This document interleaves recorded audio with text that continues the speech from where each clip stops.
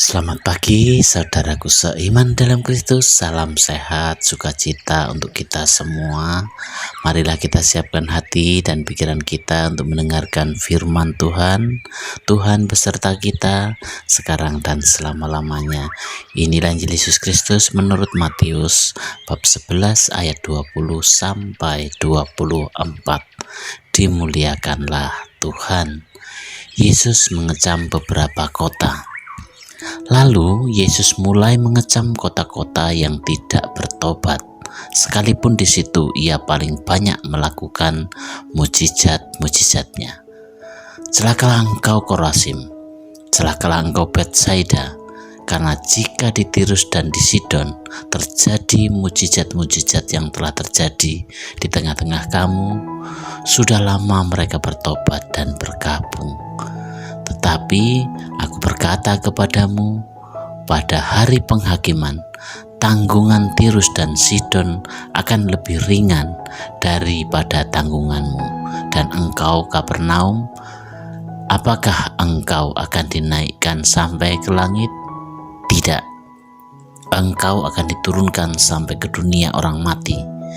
Karena jika di Sodom terjadi mujizat-mujizat yang telah terjadi di tengah-tengah kamu, kota itu tentu masih berdiri sampai hari ini. Tetapi aku berkata kepadamu, pada hari penghakiman, tanggungan negeri Sodom akan lebih ringan daripada tanggunganmu. Demikianlah Injil Tuhan, terpujilah Kristus. Selamat pagi para saudaraku seiman dalam Kristus. Dalam bacaan Injil hari ini, Yesus mengecam beberapa kota yang telah menyaksikan banyak mujizat yang dilakukan, namun tetap tidak mau bertobat. Kota-kota yang disebutkan ada Korazim, Betsaida, Kapernaum adalah tempat-tempat di mana Yesus telah banyak berkarya, tetapi penduduknya tetap keras hati dan tidak menunjukkan tanda-tanda pertobatan. Kecaman Tuhan Yesus terhadap mereka yang tidak mau bertobat menjadi peringatan juga bagi kita sebagai pengikut Kristus. Kita pun telah banyak menerima kelimpahan berkat dari Tuhan, tetapi seringkali tidak bisa bersyukur atas berkat-berkat semuanya itu.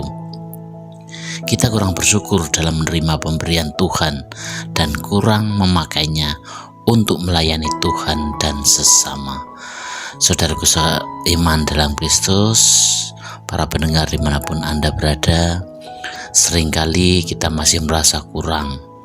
Sebab apa yang kita miliki sekarang tidak seperti yang kita inginkan.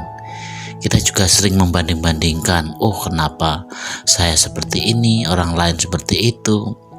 Sepertinya saya kurang beruntung. Inilah sikap iri hati. Seringkali kita memandang bahwa orang lain menerima lebih banyak ketimbang kita. Kecaman Tuhan Yesus atas Korazim, Betsaida ini menjadi gambaran kita semua bahwa sikap iri hati dan kurang menerima dari berkat dari Tuhan merupakan suatu hambatan kita untuk selalu dekat dengan Tuhan.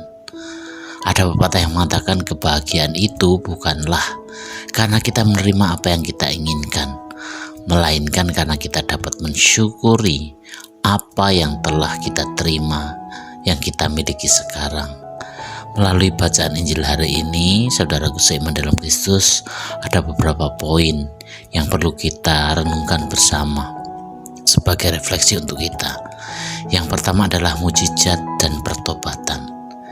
Yesus mengingatkan kita bahwa mujizat dan tanda-tanda ajaib yang Dia lakukan seharusnya membawa kita pada pertobatan. Mujizat adalah panggilan untuk memperbarui hidup kita dan berbalik kepada Tuhan dalam kehidupan kita sehari-hari.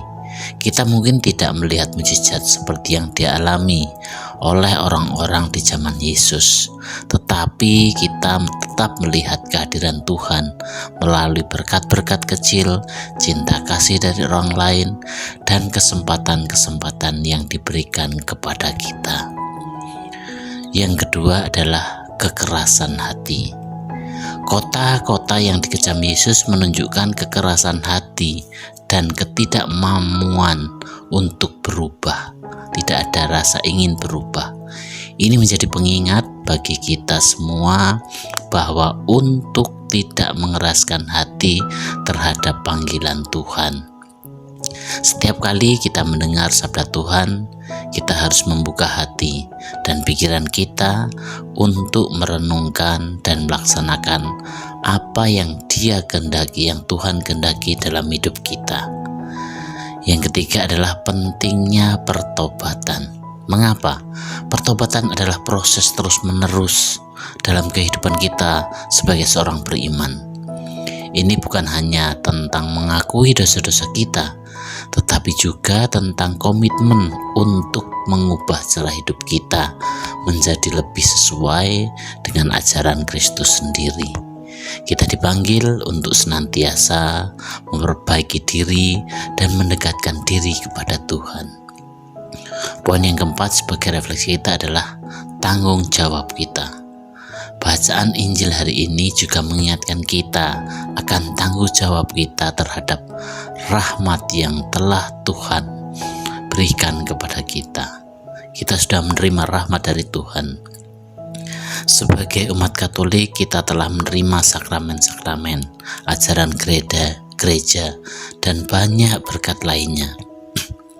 Kita harus menggunakan semua itu untuk membaharui diri kita dan menggunakan semua itu untuk kebaikan orang lain, sehingga kehadiran kita membawa orang lain kepada Kristus melalui teladan yang sudah kita lakukan.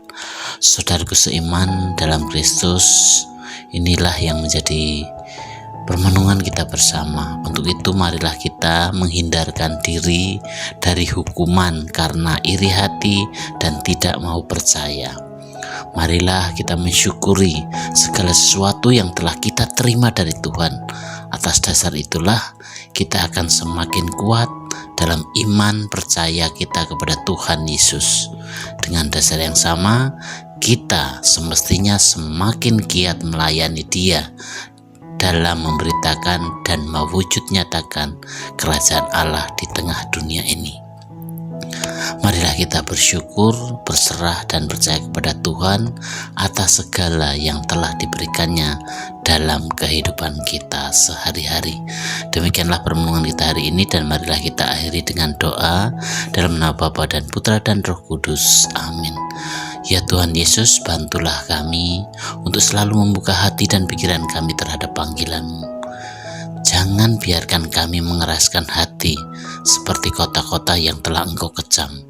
Berikanlah kami rahmat untuk selalu bertobat dan membaharui diri, agar kami semakin sesuai dengan kehendak-Mu.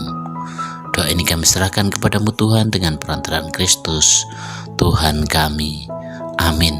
Dalam nama Bapa dan Putra dan Roh Kudus. Amin.